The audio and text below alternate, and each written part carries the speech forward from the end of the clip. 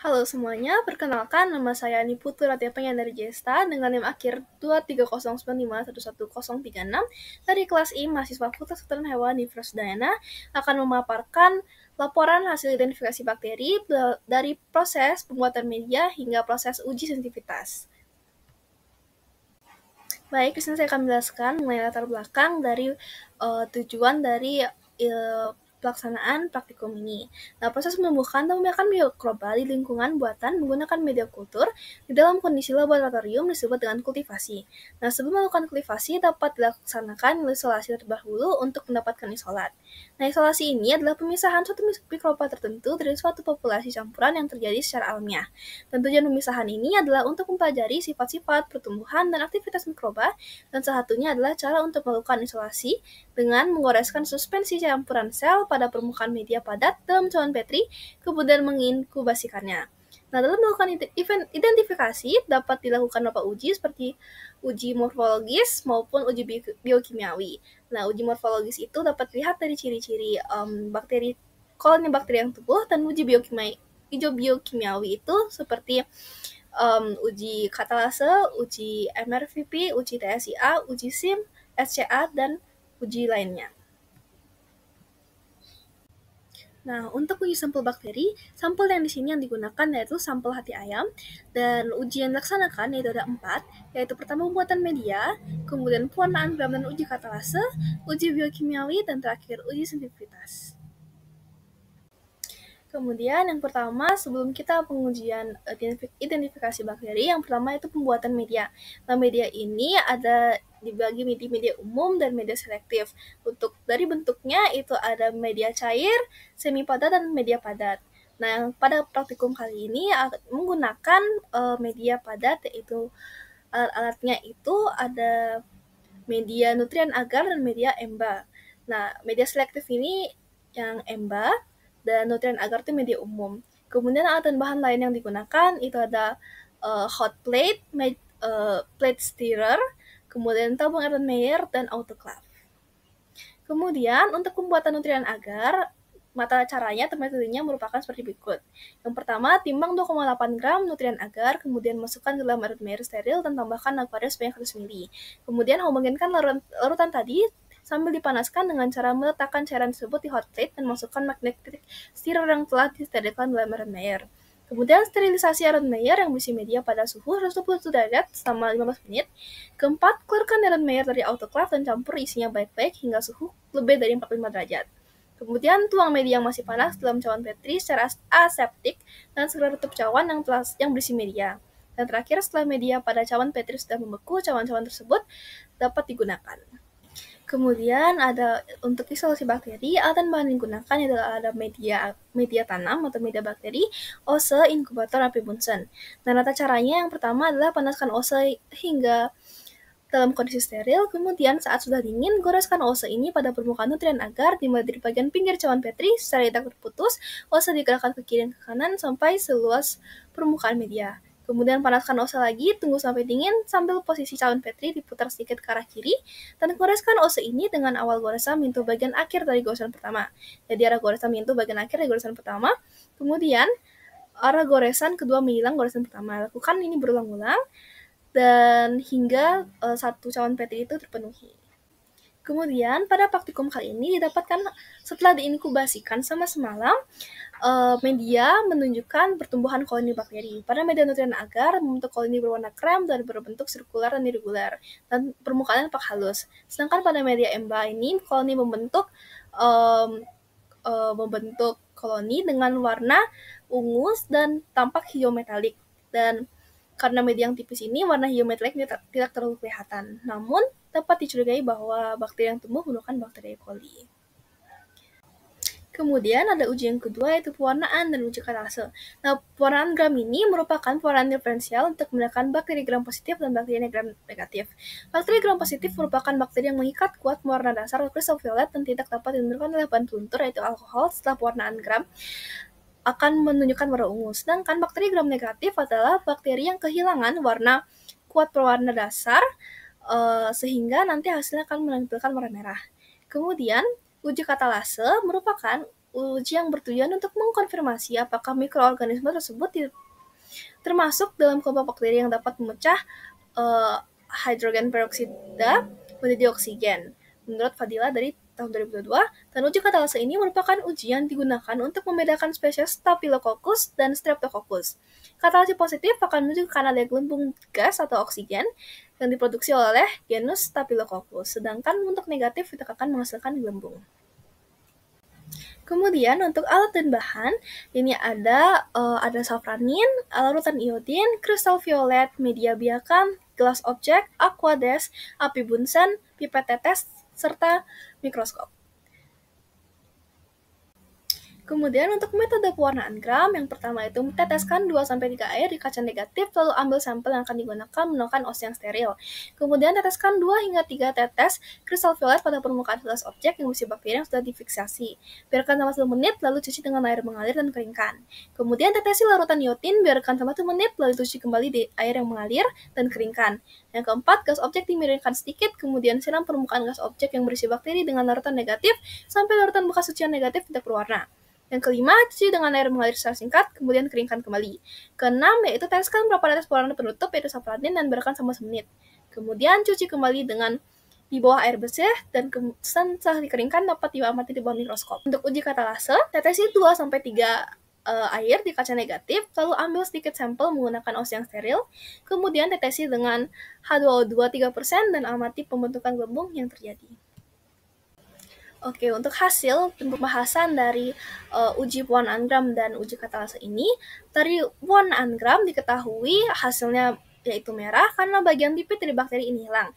Nah, karena bakteri gram negatif ini memiliki lapisan peptidoglykan yang tipis hingga saat diberikan pewarna iodin tidak membentuk ikatan kuat dengan peptidoglykan.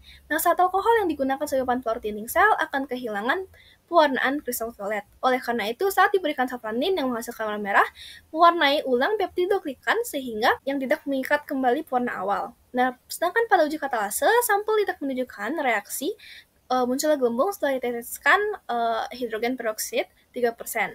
Nah, hal ini menunjukkan bahwa bakteri tidak dapat menguraikan H2O2 atau hidrogen peroksida menjadi oksigen dan air, dan menunjukkan bahwa bakteri ini termasuk ke Streptococcus.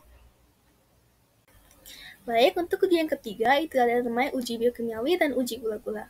Nah, media biokimiawi dan gula-gula merupakan media yang digunakan untuk mengetahui sifat-sifat karakteristik mikroorganisme dengan cara melakukan inokulasi pada beberapa media tertentu. Nah, media ini digunakan untuk mengidentifikasi sifat-sifat biokimiawi yang khas dari mikroorganisme tertentu. Nah, untuk alat dan bahannya, ini yang pertama ada inkubator, kemudian ada medianya, ada media MRVP, media TSIA, media SCA, dan media SIM.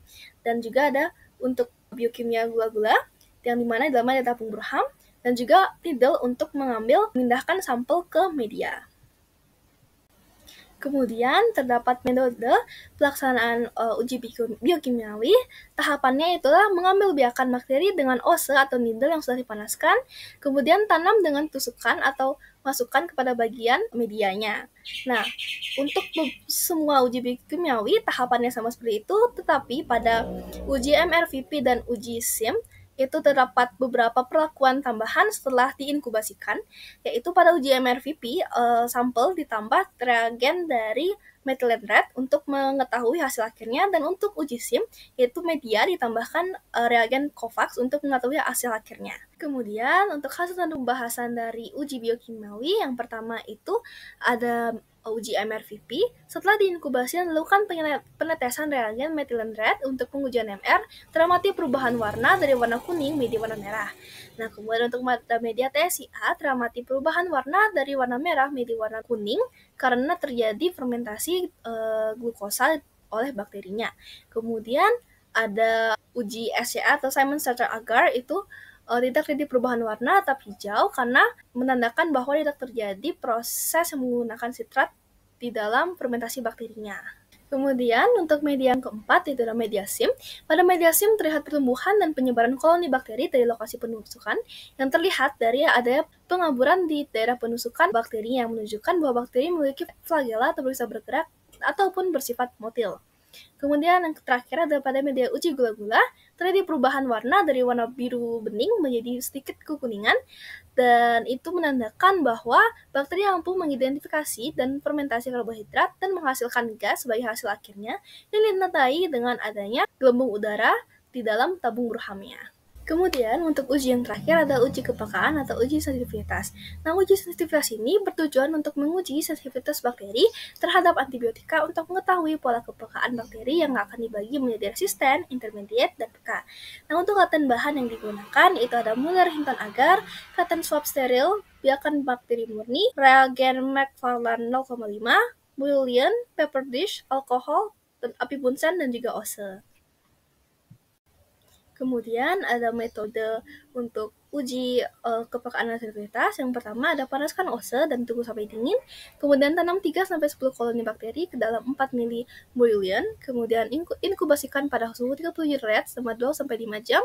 Kemudian amati perubahan bakteri tandai dengan triadnya kekeruhan medium, lalu cocokkan dengan standar kekeruhan McFarland 0,5. Dan apabila terlalu keruh, maka biarkan bakteri ditambahkan larutan bouillon steril sampai kekeruhannya sama. Tapi apabila kurang keruh, maka biarkan diinkubasikan kembali dan diamati sampai kekeruhannya sama.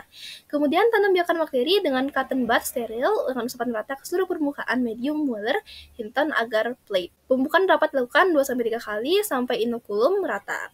Kemudian tunggu sesaat sekitar 5-10 menit, lalu tempelkan antibiotika dalam bentuk paper dish pada permukaan medium biakan dengan jarak sama atau lebih dari 2 cm dari tepi cawan Petri.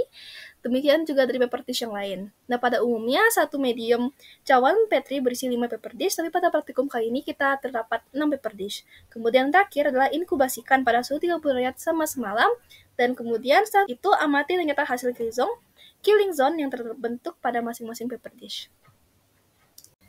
Kemudian lokasi pembahasan dari uji kepekaan ini, yang pertama ada sulfametazole trimetoprim itu dengan diameternya 28 mm, kemudian ada clindamycin dengan diameter 20 mm, kemudian ada doxycycline itu diameter 26 mm, kemudian ada bacitracin dengan diameter 20 mm, kemudian ada chlorampenicol dengan diameter 28 mm, dan yang terakhir adalah kanamisin dengan diameter 25 mm. Baik, untuk hasil pembahasan dari uji sensitivitas, bakteri yang diuji ini sensitif terhadap antibiotik kanamisin dengan diameter killing zone 28 mm. Nah, pada uji ini diujikan 6 jenis antibiotik dalam bentuk paper dish, yaitu clindamycin, doxycycline, sulfametazole, trimetoprim, bacitracin, chlorampenicol, dan kanamisin. Nah, selain kanamisin, bakteri yang diuji resisten terhadap antibiotik lainnya karena di dalam area killing zone-nya masih terdapat pertumbuhan koloni yang menunjukkan bahwa bakteri resisten terhadap antibiotik. Nah, kanamisin merupakan antibiotik golongan aminoglikosida yang bekerja menghambat proses sintesis protein mikroorganisme dan termasuk golongan antibiotik berspektrum luas sehingga dapat berinteraksi dengan bakteri gram negatif ataupun gram positif. Nah, mekanisme kerja dari kanamisin dengan mengikat subunit 30S dari ribosom sehingga tidak terbentuk subunit 17S dan menyebabkan terhambatnya sintesis sehingga tidak terbentuknya protein dari bakteri. Kemudian terikatnya aminoglycosid pada ribosom ini mempercepat transport aminoglycosid ke dalam sel bakteri yang menyebabkan kerusakan membran sitoplasma dan kematian sel. Nah, untuk kesimpulan dari keempat praktikum yang telah dilaksanakan, berdasarkan hasil morfologis koloni bakteri yang tumbuh pada media EMBA yang pertama, menunjukkan bahwa warna hijau metalik bakteri yang diuji dari sampel hati ayam merupakan bakteri Escherichia coli, dan hal ini dibuktikan juga dengan hasil beberapa uji. Pada uji pewarnaan gram, diketahui hasil merupakan bakteri gram negatif dan tidak mampu menguraikan H2O2 menjadi oksigen berdasarkan hasil uji katase. Kemudian pada hasil uji biokimia juga menunjukkan bahwa bakteri yang diuji merupakan bakteri E. coli. Nah, pada uji TSIA menunjukkan perubahan warna menjadi kuning, uji MRVP menunjukkan hasil yang warna merah, uji SIM menunjukkan hasil akhir terbentuknya daerah pengaburan pada yang menunjukkan motilitas, kemudian uji SCA tidak menunjukkan perubahan warna, uji gula-gula menunjukkan adanya perubahan warna menjadi kuning dan terbentuk gelembung udara di tabung Brughamia yang menunjukkan adanya proses fermentasi glukosa oleh bakteri. Dan melalui percobaan-percobaan tersebut, dapat disimpulkan bahwa bakteri yang diuji merupakan bakteri E. coli dan juga bakteri E. coli ini memiliki sifat peka atau sensitif terhadap antibiotik kanamisin. Nah, baiklah, sekian pemaparan dari hasil praktikum pertama hingga keempat dari praktikum bakteriologi dan mikrobiologi yang telah dilaksanakan. Apabila salah kata saya mohon maaf, dan saya tutup dengan terima kasih.